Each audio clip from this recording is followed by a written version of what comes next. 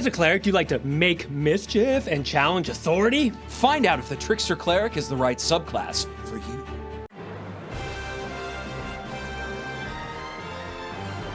What's going on, YouTube? I'm the Mind Flayer Slayer. And I'm Dr. DM, and we are the Amen. Amen. And today we're bringing you the third of 4 subclasses for Cleric. This is the Trickery Domain. It comes back from 2014. We're going to tell you what it does at every single level it gets abilities. And stick around until the end because we're going to give you our tier ranking to see if it's good enough for your campaign. Level 3, Invoke Duplicity. You can use your channel divinity to create an illusory duplicate of yourself. As a bonus action, you can expend 1 use of your channel divinity to teleport up to 30 feet to an unoccupied space you can see. And you create a perfect visual illusion of yourself in the space you left. The illusion lasts for 1 minute, but it ends early if you have the incapacitated condition or dismiss it as a bonus action. While the illusion persists, you gain the following benefits. You can cast spells as though you were in the illusion space, but you must use your own senses. You can distract when both you and your illusion are within 5 feet of a creature that can see the illusion. You have advantage on attack rolls against the creature given how distracting the illusion is to the target. And move. As a bonus action, you can move the illusion up to 30 feet to an unoccupied space you can see that is within 120 feet of yourself. This is pretty fun. I mean, it's very flavorful. I'm a fan of this. It's different from 2014, and I think better in this way. You really have almost like an Echo Knight ability Kind here. of, yeah. And it's cool. A lot of people use, for example, a familiar to cast spells from a different location, right? This is a good way to do that within your own kit as the cleric. Also, the distracting, where you get advantage on your single attack usually, is not bad. It's a good way to give you early advantage on cleric. And later on, you get Divine Strike, so it ends up doing a little more damage. But this is good, and it can't be killed. It just lasts for 1 minute, right? It doesn't have a hit point value. Yeah, I like that a lot. Unlike Echo Knight. So this is a really cool and very useful level 3 ability for roleplay and for combat, I'd say. Yeah, now it doesn't scale super well because, for example, if you have a creature with True Sight, they're going to be able to see the illusion. So at higher levels, you're not necessarily going to be doing this. But it's still, for those minions, it puts in work. Okay, then level 3, we have the Trickery Domain spells. So, okay, your connection to this divine domain ensures you always have certain spells, just like all classes when they hit level 3, all spellcasting classes, I should say. So let's talk about them. We've got, at level 3, Charm Person, Disguise Self, Invisibility, and Pass Without Trace. And then at level 5, Hypnotic Pattern and Non-Detection. At level 7, you have Confusion and Dimension Door. And at level 9, Dominate Person and Modify Memory. So this all is under the camp of trickery, right? Yes. I personally think with this spell list, while it is very flavorful and on par with the roleplay that you're trying to create, That's true. I don't think that these are particularly good expanded spells. Like, they just don't compare to the other ones, the other subclasses. I think that there are better ways that you can accomplish this fantasy with other classes.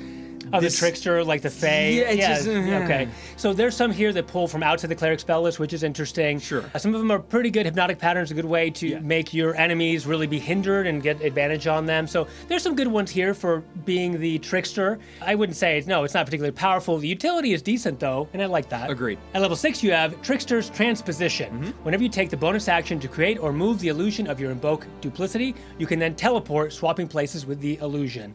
This is all right. It's a good way to get around the battlefield, to put yourself in a safer position. It's a level 6 ability. It's not like you're waiting for level 6 to be like, whoa, I can now move. And at level 17, you have Improved Duplicity. The illusion of your Invoke Duplicity has grown more powerful. When you create it, you can teleport 120 feet rather than 30 feet, and when you move it, you can move it up to 60 feet rather than 30 feet. In addition, you and your allies make attack rolls against a creature within 5 feet of the illusion. The attack rolls have advantage. Finally, when the illusion ends, you or a creature of your choice within 5 feet of it regain a number of hit points equal to your cleric level. This is pretty fine. I like this how, is pretty good. Honestly, this is pretty busted. Now, Yeah. at higher levels, a lot of people have, a lot of different classes, I should say, have ways to give themselves advantage, so it's not strictly needed, but lots of classes don't. Yeah. So this is a good way for, especially a boss, right? Now, you're level 17, you're probably gonna be fighting big gods or big angry demons or whatever. Yes. So you stick your illusion right next to the boss, plant it there. If the boss goes somewhere else, where you just teleport your illusion over there, and everyone's sort of smacking down for advantage, which this is a thing, for example, the barbarian subclass, the wolf got. When you're next to that, you also get advantage on attack. So I like it. It's level 17, and now the effect is pretty strong. I think it's pretty solid. Yeah. I mean, again, it really fits the flavor. It extends it. It covers quite a lot of different niches in terms of the advantage, the extra hit points. I think it's great. Yeah, and it has a little bit of a healing built in there. Yeah. It's pretty good for a capstone. So before I saw this last Level 17 ability, I was probably gonna rank this as like a C, as in it had a cool utility. It's still a good class, but it didn't do anything kind of like super powered, even though it is fun. It has a lot of roleplay possibilities. But if you're playing a high level campaign and you have this level 17 ability where you're granting your whole team theoretically advantage, that's pretty good. I am still gonna give this a C, C minus, honestly. I think it's a really cool ability, but I think overall the class really is lacking in terms of what the expended spell slots can do. I think that there are better ways to fulfill this fantasy with different classes. Good try, but honestly, I would have liked to see instead of this class, I would have liked to see the Twilight Cleric. Oh, I can't wait for that to come back. And There's I a lot know of that we'll power get it there, eventually, yeah. and this is all backwards compatible, but I don't think that this really needed to be a class. It is boosted from subclass. 2014. Sure. So, which is good because obviously before it was definitely not this decent, let's Yes. say. So it's a good buff here, and overall it's playable, not fantastic, not the worst. Trickster, Cleric. 100%.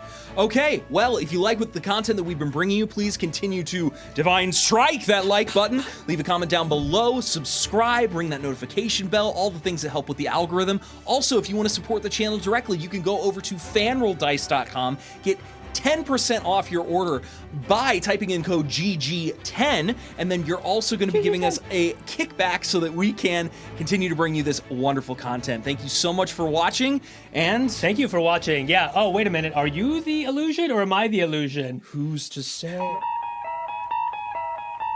New shit.